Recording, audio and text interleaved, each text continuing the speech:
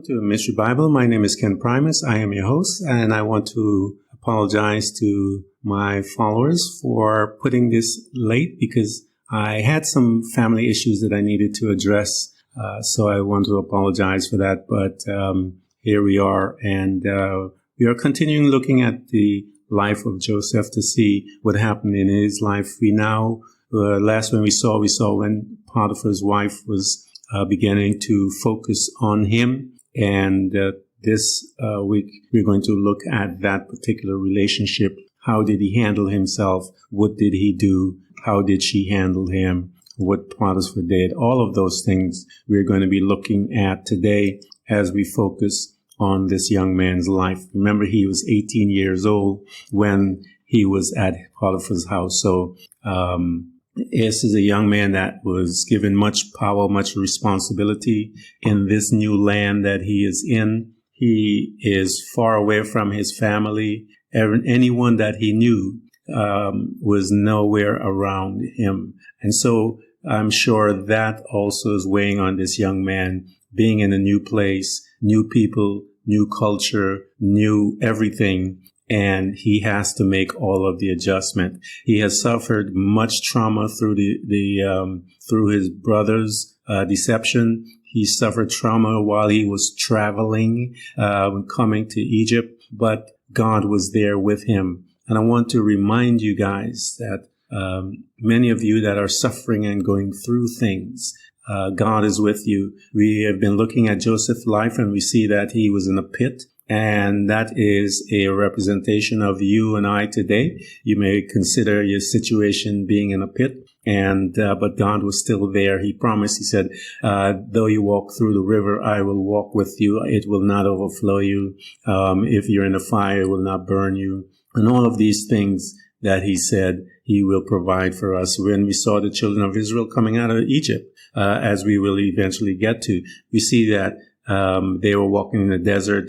There was no sickness amongst them. They were provided for. Clothing didn't wear out. Shoes didn't wear out. So we know that God promised that he will provide for us within the dark spaces that we're walking in. And Paul, I want to talk to you guys about Paul. Paul made a statement in the Bible. He says, I can do all things through Christ which strengtheneth me. Do you know how he said that? He was in a situation where, if you look at it, he talked about being in a state of contentment, and he learned how to be content by his relationship with God. I can do all things, whether I'm poor or I'm rich. I can do all things through Christ. So Christ is the key by which you and I can live a content life as God moves us through in our situation to bring us into victory. So we have been looking at the book of Jasher. We've been looking at a couple of other books that we have grabbing information from. The Legend of the Jews, which is by Lewis Ginsburg. And we are now in volume 2, and we're looking at Joseph's life in volume 2. We have been looking also at the book of Josephus, which was translated by William Winston, is that translation that I'm looking at. And we are I believe it's in book 2, I believe, that we are in book 1, book 2, that we are grabbing information from. So when we last looked at, we saw that this young man, Potiphar's wife, began to look at him. At the time, whilst he was in his master's house, going in and out of the house and attending his master's, we see that Zelika, his master's wife, lifted up her eyes towards Joseph, and she looked at him. And behold, he was a youth comely and well favored. So this young man, as I said, 18 years old, and she is eyeing him. Let's take a look at 16. It says, and she coveted his beauty in her heart. The Bible tells us, Jesus says, that sin proceeds from the heart. And when he was teaching those, when it's in the book of Matthew, he says sin doesn't come from what you put in, but what comes out of the heart. And the heart is the soul of man. The heart is desperately wicked above all things, the scripture says. So let's take a look at this. And she coveted his beauty in her heart, and her soul was fixed upon Joseph, and she enticed him day after day. That is some pressure, guys. That is a lot of emotional trauma that he's going on, angst that this guy have. He has to get up, and she is coming at him on a daily basis. A lot of stress, I'm sure, also that she's placing on this young man at 18 years old. And she pursued Joseph daily, but Joseph did not lift up his eyes to behold his master's wife. That is a beautiful picture, but I want to tell you that I believe he understood some things here, because he did not lift up his eyes to behold his master's wife. And so if you look at the way the enemy comes to us to tempt us, he will come at you with your five senses. He will come, your soul, of course, that's your internal. It proceeds out of there, and then the thought comes. That's where you have to stop it at your thought. Don't allow it. Jesus said, don't engage and walk into the natural realm, because you're going to die right there. You're going to lose the battle. You could see how Eve fell. She looked, she saw that the fruit was, and we see that when the enemy came to Jesus, we said, he asked Jesus, he says, look up there. And he's always coming with a question. Did God say, are you truly this? And so when he comes with those questions, you have to come back with the word, because the word is truth. If you don't come back with the word, you're going to lose. So let's take a look at this young man. As I mentioned, he's 18 years old, and it does mention that earlier, and that he's how old he was. And she's coming after him.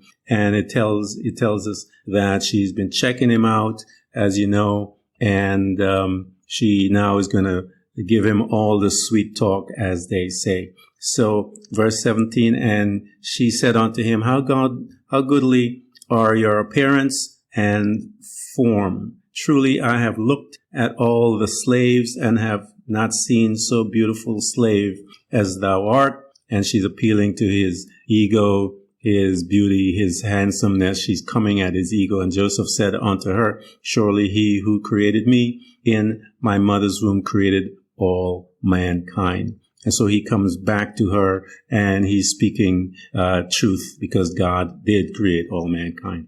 And she said unto him, how beautiful are your eyes. So she moves from, hey, your appearance looks good. Now she's going after the parts of his body, and the eyes, your eyes, the beautiful, with that you dazzle all the inhabitants, both men and women. And he said unto her, how beautiful they are whilst we are alive.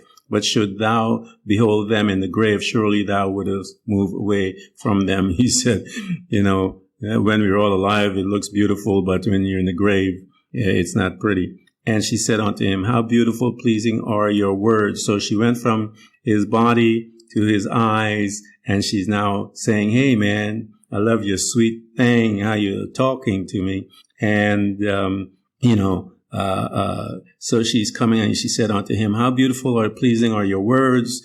Take now, I pray you, the harp which is in the house, and play with thine hands, and let us hear your words. So again, she's focusing on the physical parts of him, wants to entice him, wants him to play some music for her, pull out your guitar and let's do this, So verse 20 says, and he said unto her, how beautiful and pleasing are my words when I speak the praise of my God and his glory. And she said unto him, how beautiful is your hair on your head. Behold, the golden comb which is in the house. Take it, I pray you, and curl the hairs of your head. So she started with his body. She went to his eyes. She went to his words. She's now coming to his hair. Your hair look good, man. I love your hair. There's a gold comb in the house. Grab it.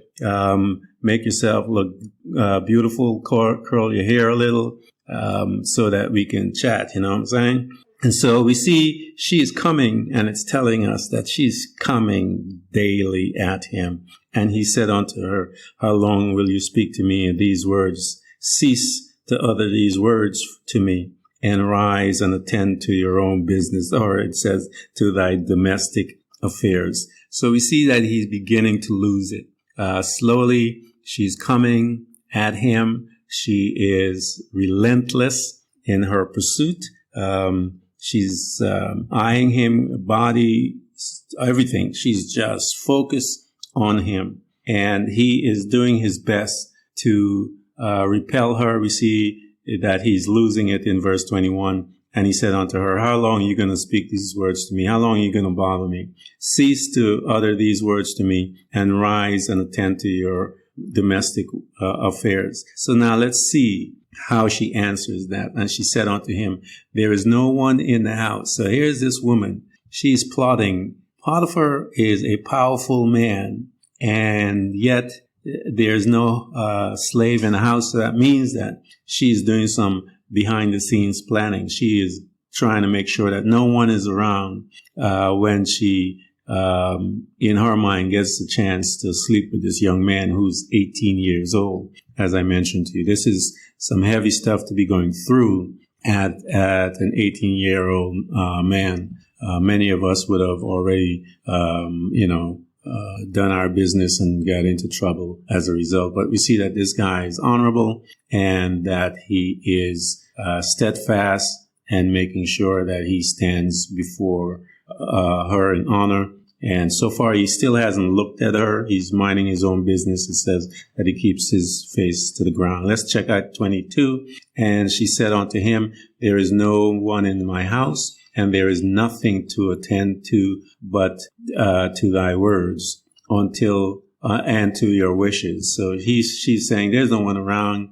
I just want you, tell me what you want me to do. I'm here to please you, man. And yet, notwithstanding all this, she could not bring Joseph unto her. Neither did he place his eyes upon her, but directed his eyes below to the ground. Here he is. He's still walking by that principle to not allow his flesh to engage in this conversation with this woman, meaning, gazing on her, looking at her, and allowing the seed to be planted within his soul so that he can sleep with her. So we see that he's still holding it together, man. Verse 23, and she desired Joseph in her heart, and he should lie with her. And at the time that Joseph was sitting in the house doing his work, so he's sitting in the house, he's doing his thing, he's focused on his work, she comes and sits before him. So she's in front of him, and she enticed him daily, and her discourse to lie with her or ever to look at her. But Joseph would not hearken to her. He's not doing it, man. So this young man is holding his own with all of the pressure, the stuff that she's doing to him mentally, just torturing him daily. And we see in 24, it says, and she said unto him, if thou wilt not do according to my words, if you're not going to listen to me, I will chastise thee with punishment of death and put a yoke upon you. So now she switched from mental torture to she's now threatening him physically to hurt him and to put him in prison. And Joseph said unto her, surely God who created man loseth the feather of prisoners, and it is he who will deliver me from your prison and from your judgment. And that is a prophetic statement that he made, not knowing what if you will, the progression of his life, what will happen. But he prophesied as to what he will be doing and what will happen in his life. And I've heard and seen this many times, guys, even in pop figures, where we see these guys and these girls will have a conversation, say some things, and a song maybe, or something. They'll say a line within the song, and then next thing you know, it is a prophetic word that was released upon them themselves by the words that they spoke or sang. I've seen it over and over and over again. So, but anyway, he begins to prophesy on his life, and he doesn't know it, but God does. And let's take a look and see what goes on with this woman. So, wow, it is amazing what she's doing. This is tremendous stuff, that, as she said, she's going to try to punish him. And when she could not prevail over him to persuade him, and her soul being still fixed upon him, her desire threw her into a grievous sickness. So she got sick from desiring this young man. And today we would call this stalking. She's obsessed with him. And as a result of her obsession with this man, we're watching her decline with her mental behavior. She pursued him mentally. When she couldn't get there, she began to threaten him physically. When she didn't get there, then we see that all of her obsession and everything began to turn on her. She begins to get sick. So we're watching this progression with this woman in trying to get this young man to sleep with her. And so we're going to, let's take a look at 27, and then we'll take a break and then come back and pick it up from there. And all the women of Egypt came to visit her. So she's having a party one day, and they said unto her, why art thou in this declining state? There we go. What's wrong with you, girl? What's happening? Why are you sick?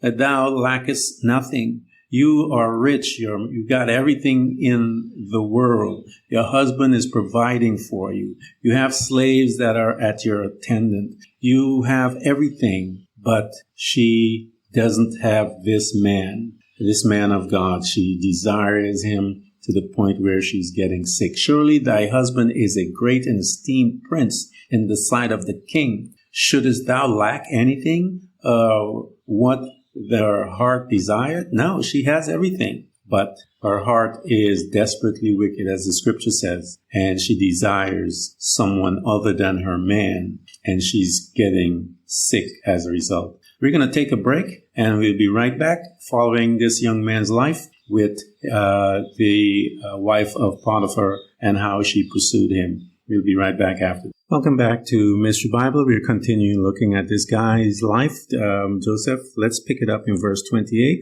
And she answers them, saying, this day it shall be made known to you whence this disorder spring in which you see me. And she commanded her maid servant to prepare food for all the women, and she made a banquet for them, and all the women ate in the house of Zeloch. So she has a party, and she's having a good time. And she gave them knives to peel the cretonne to eat, and she commanded that they should dress Joseph in costly garment, and that he should appear before them. And Joseph came before their eyes, and all the women looked on Joseph and could not take their eyes from off him. And they all cut their hands with the knives that they had in their hands, and all the cretonne that were in their hand were filled with blood. Wow. So we see this guy must have been something that all of them, it says all of them cut their hand. And they knew not what they had done, but they continued to look at the beauty of Joseph and did not turn their eyelids from him. So these women are mutilating themselves and haven't really moved their eyes from him. So they're looking at it. And she saw what they had done, and she said unto them, what is this work that you have done? Behold, I give you the cretonne to eat, and you have all cut your hands. And all the women saw their hands, and behold, they were full of blood, and their blood flowed down upon their garments. And they said unto her, this slave in your house has overcome us, and we could not turn our eyelids from him on account of his beauty. And she said unto them, surely this happened to you in the moment that you looked at him, and you could not contain yourself from him. How then can I refrain when he is constantly in my house, and I see him day after day going in and out of my house? How can I keep from declining or even from perishing on account of this? And they said unto her, the words are true. For who can see this beautiful form in the house of and refrain from him? And is he not thy slave and attendant in thy house? And why dost thou not tell him that which is in your heart, and surest thy soul to perish through this matter? And she said unto them, I am daily endeavoring to persuade him, and he will not consent to my wishes. And I promise him everything that is good, and yet I could not meet with him nor return from him. I am therefore in a declining state, as you see. And she became very ill on account of her desire towards Joseph, and she was desperately lovesick on account of him. And all the people of the house of Zelicah and her husband knew nothing of this matter, that she was ill on account of her love for Joseph. And all the people of her house asked her, saying, Why art thou ill and declining, and lackest nothing? And she said unto them, I know not this thing which is daily increasing upon me. And all the women and her friends came daily to see her and to speak with her. And she said unto them, This can only be true through the love of Joseph. And they said unto her, Entice him and seize him secretly. Perhaps he may hearken to you and put off his death from thee, this death from me. And she became worse from her love to Joseph, and she continued to decline till she had scarce strength to stand. Wow, that is impressive that someone can make themselves to decline that much physically. And we know this to be true, not because of this love sickness thing, but we know that people have this ability to do this to themselves. We know that when husband and wife that's been together for a while, one dies, the other one will themselves to die, as they say. So we know that this is something that can be done. So we see then that she is trying, and she's just getting worse, and she's continuing to decline. Her strength is gone. And on a certain day, Joseph was doing his master's work in the house, and she came secretly and fell suddenly upon him. And Joseph rose up against her, and he was more powerful than her, and he brought her to the ground, down to the ground. So she now is physically attacking him, and he brings her to the ground. And she wept on account of her desire for her heart towards him, and she supplicated him with weeping, and her tears flowed down her cheeks, and she spoke unto him in a voice of supplication and in bitterness of soul, saying, Hast thou ever heard, seen, or known of so beautiful a woman as I am, or better than myself, or speak daily unto thee?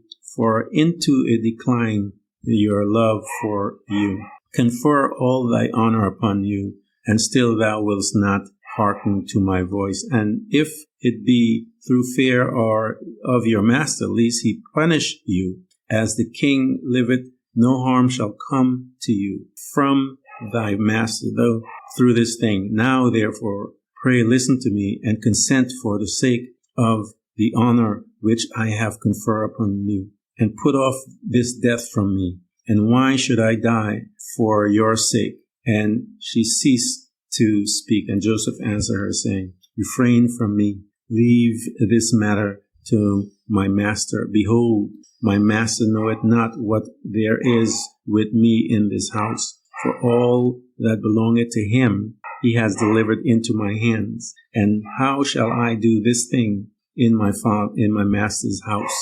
For he has also greatly honored me in his house, and he has also made me overseer over his house, and has exalted me, and there is no one greater in this house than I am. And my master has refrained nothing from me, except you, who art his wife. How then canst thou speak these words unto me? And how can I do this great evil, and sin to God and to your husband? Now therefore refrain from me, and speak no more such words of these, for I will not hearken to you to your words. But she would not listen to Joseph when he had spoken these words unto her, but she daily enticed him to listen to her. Even after that, this woman is still coming. She's declining in health, and she is still coming to this boy. And so the Bible doesn't go into this much detail as this, and so we can see some other insight as a result of this, the book of Jasher, going into a little more deeper into the mental torture, the physical torture, all of it that this man went through by the hands and the mind of Potiphar's wife, and how she became obsessed with him. It says lovesick, and she is desperately seeking that he fall.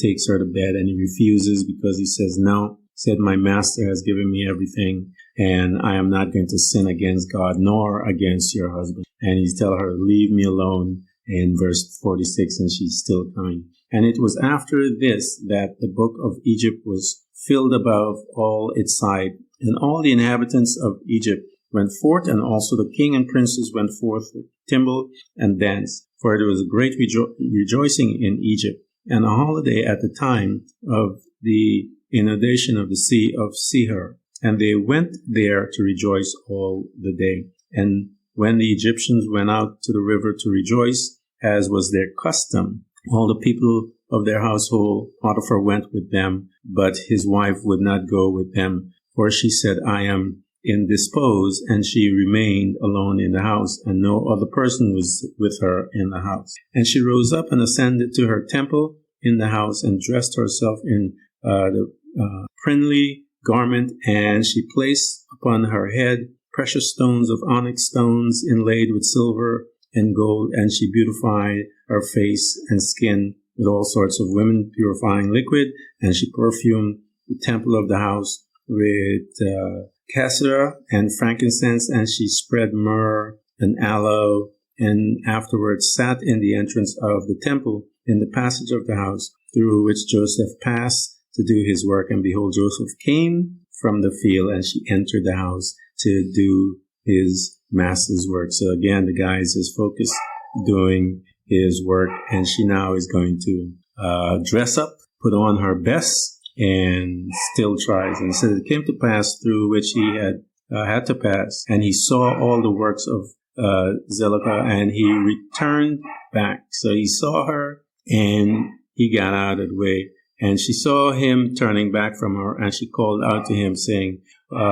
what aileth thee, Joseph?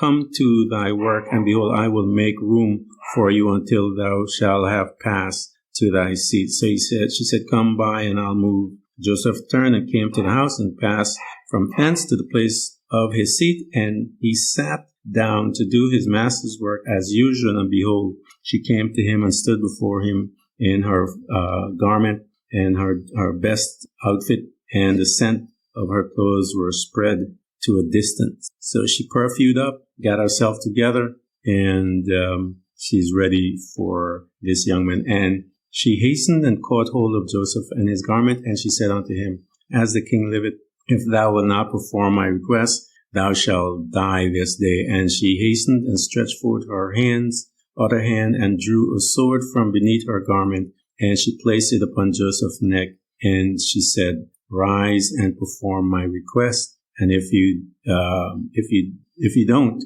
you're going to die this day. This is a desperate woman, guys, and Joseph was afraid of her at her doing this thing, and he rose up to flee from her, and she seized the front of his garment, and in terror of his flight, the garment which she seized was torn, and Joseph left the garment in the hands of Zelicah, and he fled and got out, for he was in fear. And when she saw that Joseph's garment was torn, and that he had left it in her hands and had fled, she was afraid for her life, lest the report should spread concerning her. And she rose up and acted with cunning, and put off the garment in which she was dressed, and she put off all of her garments. And she took Joseph's garment, and she laid it beside her, and she went and seated herself in the place where she had sat in her illness before the people of her house had gone out to the river. And she called a young lad